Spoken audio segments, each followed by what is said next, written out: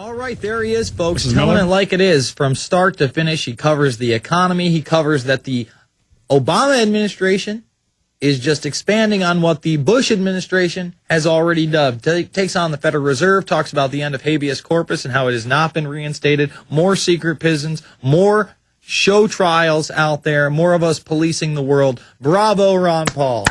Bravo, Ron Paul. Yet again. Ron Paul does it again, folks. The man he's like lightning and thunder combined against the forces of evil. Ron Paul, let's hope he lives another 20, 25, 30, 35, 40, 45 years because we need him and others like him. Let's get Rand Paul elected as well. When you look at Section 4 duties of this H.R. 1444, and we got a story up at INFOWARRIOR.com, of course, the INFOWARRIOR.com, where I actually do a video blog about it. It states, all individuals in the United States are expected to perform national service or are required to perform a certain amount of national service. And whether a workable, fair, and a reasonable mandatory service requirement for all able young people could be developed and how such a requirement could be implemented. And remember, it's only going to be implemented for good. They'd never do anything evil. It's about coming together. You're going to shed your universal or your individual skin and take on your universal skin. Together we rise, together we rise, together we rise, together we rise, together we rise. If you believe in redemption, coming to you from another dimension. If you believe in redemption, I'm coming to you from another dimension. If you believe in redemption, I'm coming to you from another dimension. If you believe in redemption, I'm calling to you from another dimension. You know, I do believe that we can redeem ourselves as human beings, as humanity in general, if we rise up and say, no, I won't be chipped, tracked, traced, databased for the rest of my life. I won't bow down to a cashless society control grid. I will stand up for justice around the world, wherever it may be. I will stand up for individual human rights. I won't let you take away my Constitution. I won't let you take away my Bill of Rights. I will work to get us out of the Middle East. I will work to expose corruption. I will go after the men behind the curtain. And that's what it's all about, folks. Just standing up for what's right, exposing the tyrants for what they are, telling people about this information, getting the books and videos we provide here at InfoWars.com, sharing the Obama deception with a friend, sharing Fabled Enemies, Loose Change Final Cut, Terror Storm, Endgame, America Freedom to Fascism, all those available at InfoWars.com. And you get them all with the PrisonPlanet.tv membership as well for only $5.95 a month. Go check it out. Support the operation. I'm begging you. Who we on? We are on Matthew in New Mexico. Matthew, you're online. Hello. How you doing, kid? Good. Yes. Good. And you? Good. Well, I'm wondering, why don't we just take it? I mean, it says in the Bible that at the end, if we truly believe in God, we're just going to go to heaven.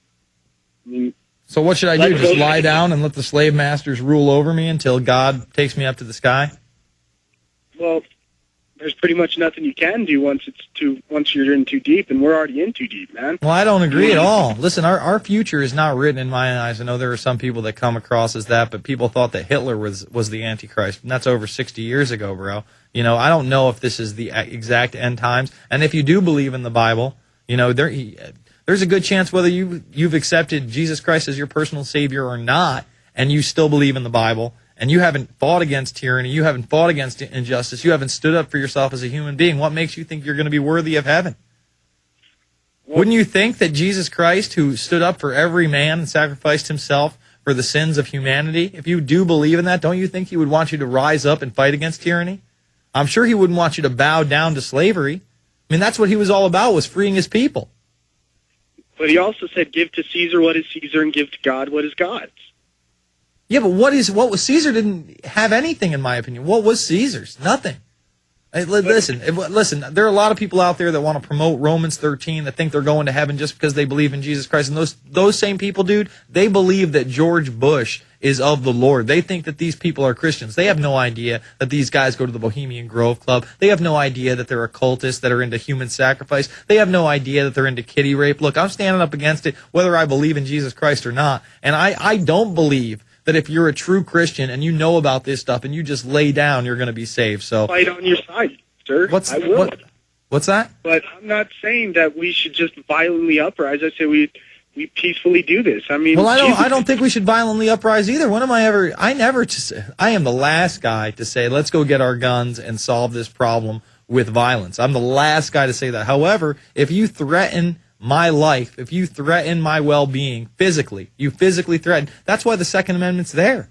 You know, you can't tell me that there's never been a case out there when somebody's been justified in using a weapon. I mean, we covered a case 2 weeks ago where this guy's at a party with a bunch of girls. It was like 5 guys and 6 or 7 girls. 2 guys come in with loaded weapons. No, I'm sorry, 3 guys come in with loaded weapons. And luckily, one of the kids had a gun because the guy was counting the bullets while they were in the other room trying to rape the women, and then they were going to execute everybody. Thank God that kid was armed. He saved everybody's life in that place. So there is a time and a place for violence, unfortunately. It's the final thing. I mean, it's when they really put your back up against the wall. But I'll tell you what, I'm not going to take a shot from the World Health Organization because they say I have to, because they declared pandemic level 6. Listen, I'm rooted in civil disobedience and the methods taught to us, at least more recently, by Gandhi and Martin Luther King Jr. But they're usurping that with these civil service ads, with this city year garbage. So I don't know if that's going to work anymore. I've tried to make it work, believe me, and I'm going to continue to try to make it work, but I don't think that's a reason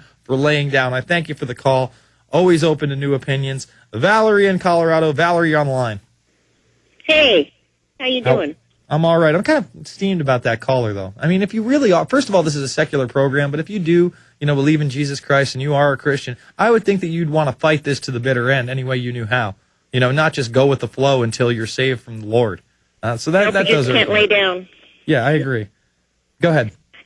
Anyway, Hulu.com. I download Earth 2100 tonight, and I'm getting ready to watch it when your show gets off. Someone just sent me the link for that, too, that they said they found it. It's on Hulu, huh? Yes, it's on Hulu.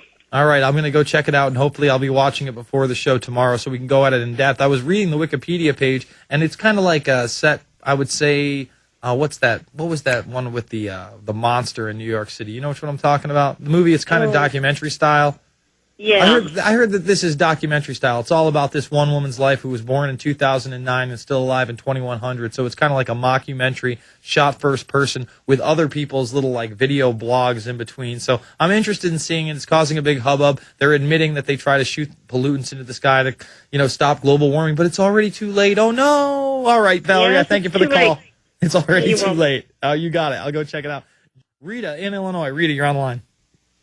Yes, Rita. Hi, Jason. Yes, I had many things, several things, but now Ayn Rand. You don't know who Ayn Rand is, huh? I've never read her books. I've heard the name, and I've obviously. She was Philip Rothschild's mistress.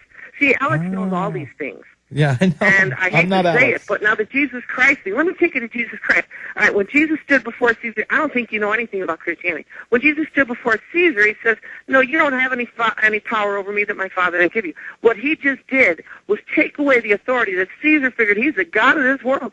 You appeal to an authority that they have no control over, and that's what freaks them out. You don't understand what Alex understands. And you didn't know, round table, you know where that comes from? Cecil Rhodes. You want a round table. Yeah, but the round table is even before Cecil Rhodes. I mean, the Knights of the Round Table was what I was referring to. Okay, Jason. But wait. I'm just saying, Rita. Hold on, Rita. Doesn't the Round Table of the Knights Templar? Isn't that before the Cecil Rhodes groups that G. Edward Griffin talks about? Occultists. You don't want to offend occultists. All the occultists. My sister is a big occultist. She used to be with the Theosophical Society. Look at every occultist, okay, that you don't want to offend. They all die horrible deaths. But they know they're going to hell. They know they're evil, and they want to get as many people on with them, and they all die horrible deaths. Nietzsche died a horrible death. Blavatsky, horrible death. What's his, the big devil worshiper, Barbara Bush's grandfather. Oh, Crowley? Crowley. Horrible death. They all, Stalin. Yeah, but I'm not worshiping those people. It's not like I support those people. But you don't want to offend anybody. Well, I don't want to offend anybody. It's a secular show, Rita. And listen, I'm the first to admit that I'm not that well versed in Christianity, but can you tell me you agree with that call? Well, hold on. Delphi technique. You know where the Delphi technique is? No, not off the bat. All right. I've been accused of reading out of Solinsky's book. I've never read that. All these things. And we figure you know what Alex knows. I'm not Alex. I don't know what Alex knows all the time. I'm not Alex. I am not. But Rita, I'm not Alex. I'm not going to be Alex. I'm never going to be Alex. We share a lot of opinions. Griffin. You met Griffin, but you didn't know about Martin Luther King. You're calling him a great man. You still know about your sports teams.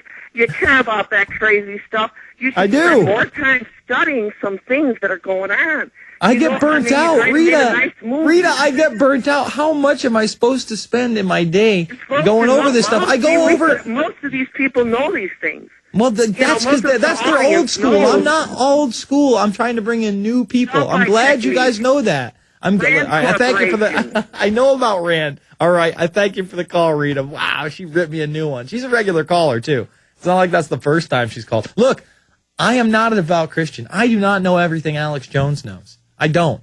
I know some things that Alex Jones does know, though. You know, I can relate to a younger audience. You're right. I'm not trying to offend people outside of Christianity. I'm not trying to offend everybody.